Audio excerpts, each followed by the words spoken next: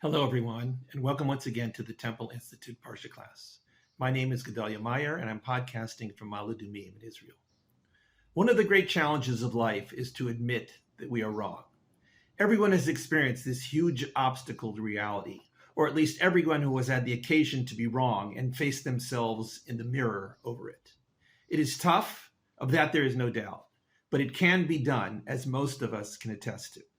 In fact, it turns out to be a lot easier than we are led to believe by ourselves, once we have actually done it. It may have seemed impossible at certain stages of the process, but when a few of the obstacles are overcome, it may appear to be no more difficult than a good solid hike or getting out of bed in the morning despite being quite tired. It is simply a matter of just making up one's mind and then sticking with that choice.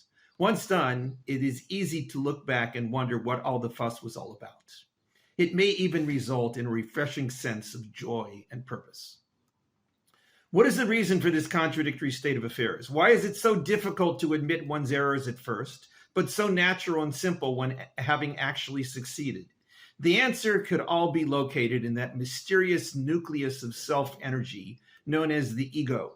This odd collection of thoughts and feelings, which nobody has ever seen, but everybody experiences all the time, is responsible for all matters of the self.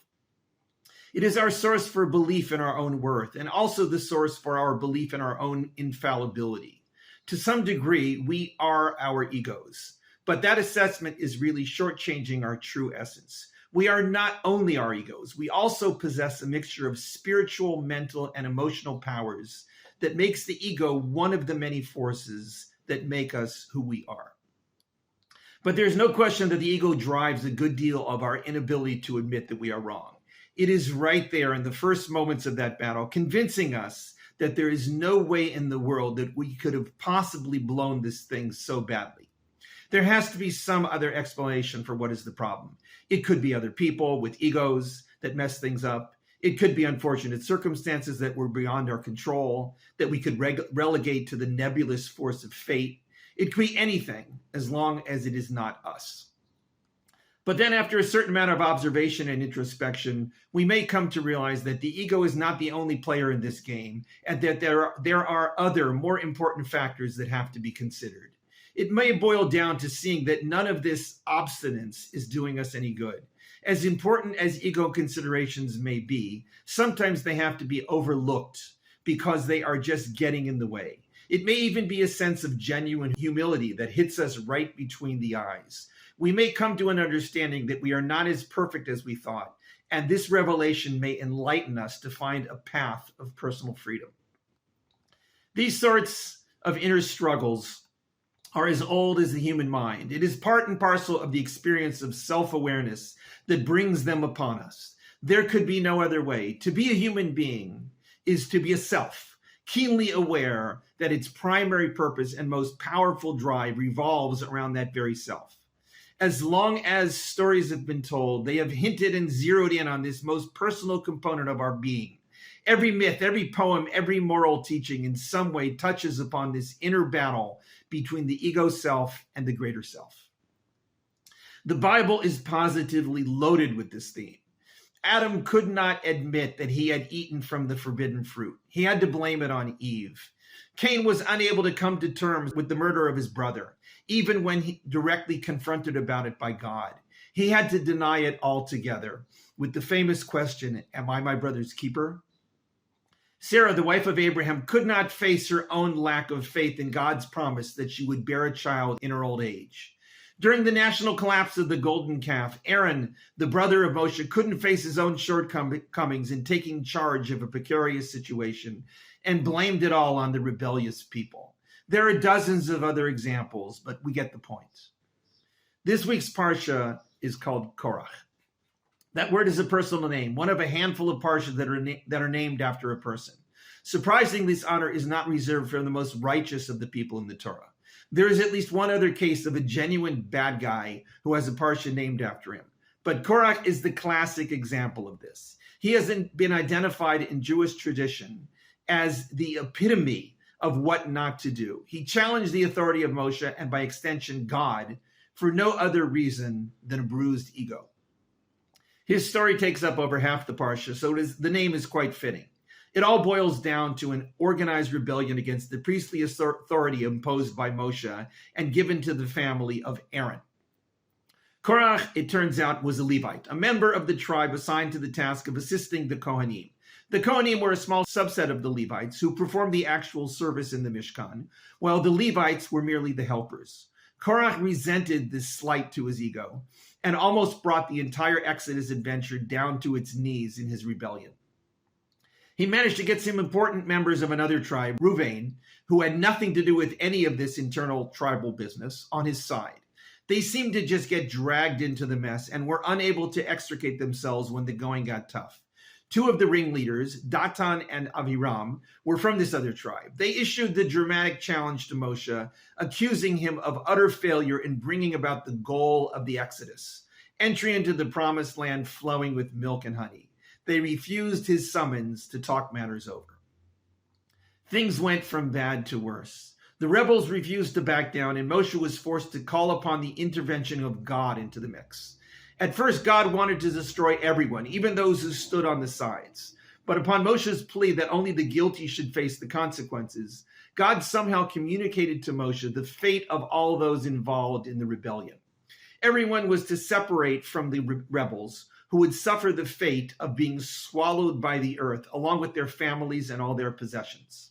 In an instant, this dramatic vortex emerged, and that should have been the end of the story. But everyone who witnessed this miracle at close range was afraid that they would also be dragged into the abyss. Although this never happened, the people still harbored resentment about what had taken place. They accused Moshe of having, quote, killed God's people. Some sort of plague then descended on the entire assembly, which killed about 14,000 of those involved. All of this was only resolved with the strange litmus test of staffs representing the 12 tribes, along with one representing the Levites, being placed in front of the Ark of the Covenant.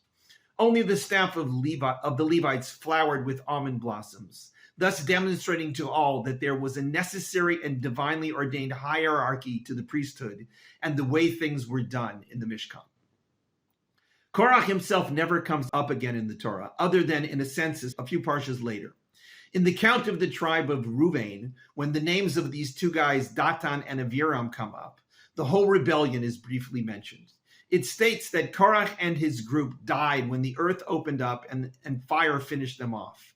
This little section concludes with the odd statement, quote, the sons of Korach did not die. That's it as far as Korach is concerned. But what does this mean that his sons didn't die? Why is this important? Why didn't they die if the story about the actual events states explicitly that, quote, they fell into the depths along with everything that was theirs? Weren't these sons part of Korach's family who should have vanished with their father into the abyss? There is no obvious answer to this question. They somehow survived. Jewish tradition, however, has an answer that is a bit strange and reveals a lot about the ego. The Talmud makes the remarkable claim that these sons of Korach repented from whatever part they played in the rebellion and managed to extricate themselves from the thick of things. But their fate was not to be simply left alone to live out the rest of their lives. They were taken down with their father when he fell into that sinkhole in the wilderness. They were also swallowed by the hole, but they didn't quite die the ignominious death that Korach did. These sons, it turns out, didn't fall all the way into that pit. They remained hovering on the edge of that hole, neither outside of it nor in it. Their condition was such that they spent the rest of their lives regretting what they had done, enjoying whatever manner they did in their father's rebellion. They could never really fully repent for what they had done, but they were allowed to devote their lives to trying to do so. The Talmud states that they spent the rest of their lives proclaiming, Moshe was right and we were false. In some manner, the echo of that proclamation would always remain in the vicinity of this spot where that hole was located. It was an echo in the wilderness, declaring the simple and profound confession that they were wrong. This is the core lesson from Korach's sons. They admitted that they were wrong. This must have been enormously difficult for them. They had to follow their father. They were part of the rebellion. They were dragged down with all the rebels. But they managed to spare themselves from the full thrust of the punishment by making the wrenching decision that they were wrong. This admission of their mistake earned them a kind of glorious fame in the strange world of Jewish tradition. They were rebels, but they realized that they shouldn't have been. Their echo remains there in an empty spot in the desert, reminding the world that there is always an option of admitting one's faults and coming clean. It isn't easy, and it doesn't erase the past, but it does change the future.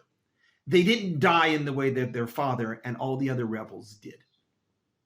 It is a truly heroic thing to be able to admit that one is wrong. In that battle between the ego and the inner self, the ego usually wins. It calls all the shots and refuses to allow any other voices a place at the table. But when that other voice is able to be heard, it speaks a kind of truth that the ego cannot touch. It tells us that we are not perfect, that we can make mistakes, and that we can own up to them. We gain a kind of immortality when we accomplish this Herculean but very simple task. Like Korach's sons, such a person doesn't really die. Shabbat Shalom.